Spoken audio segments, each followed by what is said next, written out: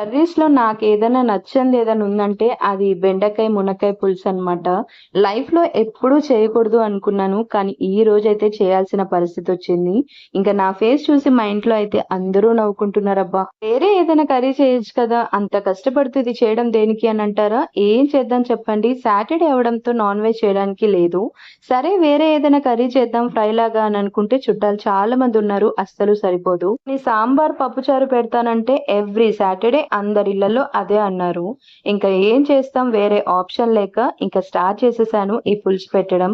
First time పెట్టినా కూడా అబ్బా! టేస్ట్ అయితే నిజంగా చాలా కుదిరింది. మెయిన్‌గా మనం ఇలాంటి పులుసులు పెట్టేటప్పుడు చింతపండు పులుసు కరెక్ట్‌గా పోసుకుంటే పులుసు చాలా వస్తుందంట. అమ్మ ఎప్పుడు ఈ ట్రిక్కే చెప్తూ ఉంటుంది. వీడియోలో చూపిస్తున్నట్టు ముక్కలకి ముందుగా ఉప్పు, కారం, పసుపు అన్నీ బాగా పట్టించాక తర్వాత చింతపండు పులుసు పోసి కొన్ని వాటర్ వేసి దగ్గరొచ్చే వరకి మంచిగా మరిగించుకొని దించుకోవడమే అన్నమాట. ట్రై చేయండి. వీడియో నచ్చితే చిన్న లైక్